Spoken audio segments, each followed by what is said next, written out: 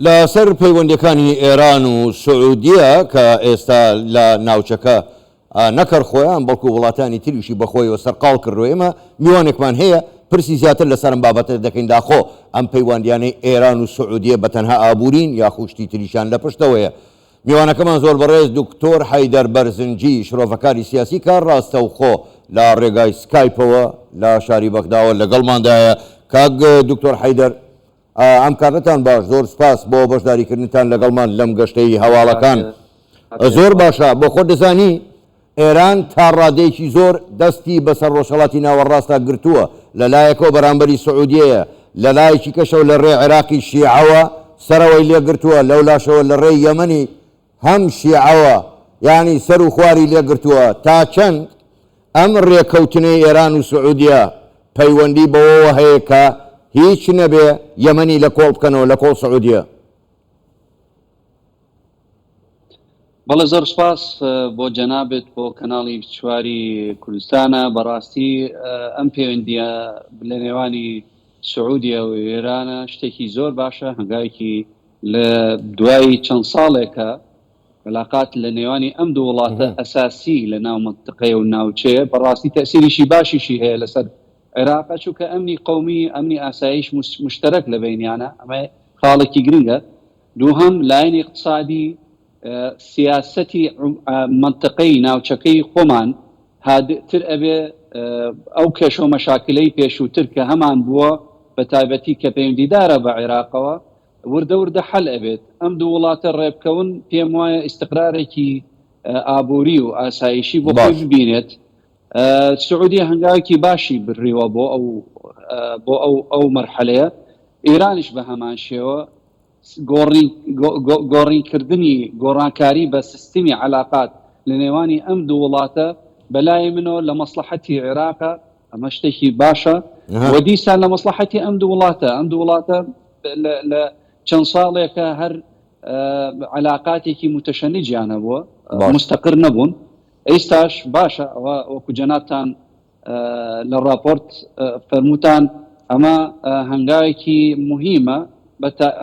مەوزوع یەمەنیش بە هەمان شێوە ئیمساڵ لەم یەکەم ساڵە یەمەنیەکانە چن بۆ حەج و بە استقبالێکی مەلەکی و بە داوایەکی. بەڵێ زۆر باشە. کاک دکتۆر حەیدەر با بەڕاشکاوانە ئەم پرسیارە بکەم. بۆ خۆ دەزانی ئێران لە هەوڵی دروستکردنەوەی هیلالی شیعیدا تا ڕادێکی جێبەجێ کردووە. پێ دوانیە ڕاستە ئەم ڕێکەوتنە گرنگە بۆ هەردوولا، بەڵام ئەمە زیاتر بۆ پەراوێزخستنی سعودیە نییە لە ڕۆژهەڵاتی ناوەڕاست؟ نە، سعودیە مەسلحەتی خۆی ئەزانێت و ئەوش بیری وای کردبوو کە ئەم تەشەنجەی بەردەوام بێت و ئەم بڕینی علاقاتە لە نێوانی ئێران وڵاتێکی گەورەیە ناتوانێت تۆ علاقاتێکی نەبێت لە ناو منتقەکەی و دراوسێ یەکن. مەوزوعی هیلالی شیعی ئەوم پێم وایە مەوزوعێکی کۆتایی پێهاتووە. هەموو وڵاتەکانی منتقە ئەزان مەسلحەتی خۆیان لەکوێ.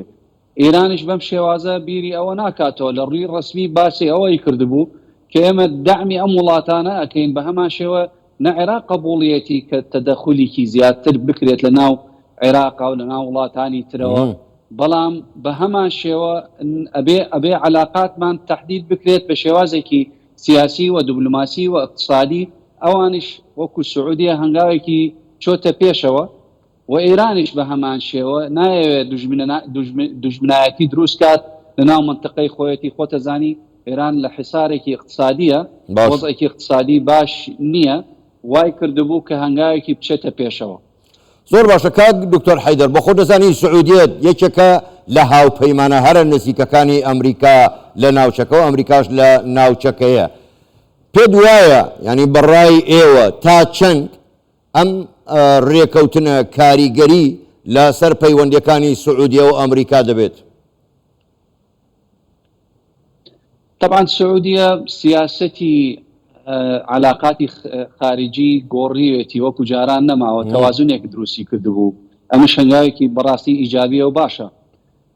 یەکێک دلیلێکی ئەوەیە کە چۆت لەگەڵ سین لەگەڵ چینە چەند عقدێکی ئیستثمار و اقتصادیان کردبوو بە نازان تقریبا 500 میلیارد دلارە وای کردبوو کە چەند جاریشم مەلیکی سعودیا وتیت کە من نابێ بچم بەلایەکەوە بێت تەوازنێکی دروستکەینەوە ئەوە بە هەنگاوێکی باشە یعنی سیاسەتی یەکلا ناگرنەوە ئەوش باشە طبعا جەناب تەزانی ئیماراتیش علاقاتی باشە لەگەڵ ئەمریکا و ئیماراتیش علاقاتی زۆر باشە لەگەڵ ئێرانە تەبادلی تیجاری باشیان هەیە ئەوش تەسیر ناکات لەسەر ئەوەیە کە ئێران بەوازحی و بەسەریحی ئەڵێ من دوژمنی ئەمریکام و لەگەڵ ئەمریکا ئەبێ سیاسەتی بەرامبەری یەک باشن وای کردبوو کە بڵێ باشە کاک دکتۆر حەیدەر کاتم زۆر کەم ماوە ئەم پرسیارە گەر بە کورتیش وەڵام بدەیت و من سوپاست دەکەم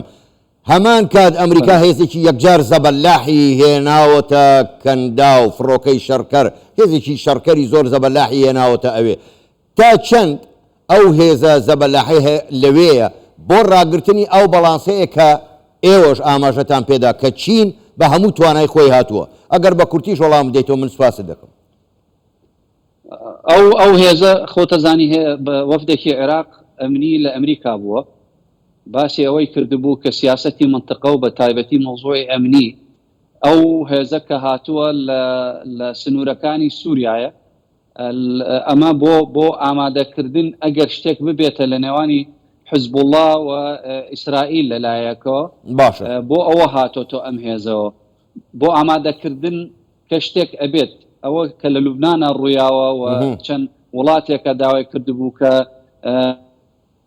جالیەی خۆیان لەوێ بکشێنەوە و هاوڵاتیانی خۆیان لەم وڵاتە نەمێنەوە کەواتە شتێک هەیە مواجهەیەک هەر ئەبێت بەڵام نازانم ئەگەر ئێستا بێت یا لە ئایندە بێت ئەم هێزە بۆ ئەوە هاتووە عێراقیش داوای کردبوو کە بەشێک نەبێت لەم هەموو کێشە و مەشاکلە کە بکرێتە لە ناوچەکەیە زۆر باشە زۆر بەڕێز دکتۆر حەیدەر بەرزنجی شرۆڤەکاری سیاسی لە بەغداوە لە ڕێگای سکایپ لەگەڵمان بوو سپاس بۆ بەشداریکردنتان لەگەڵمان سپاس بۆ ئێوە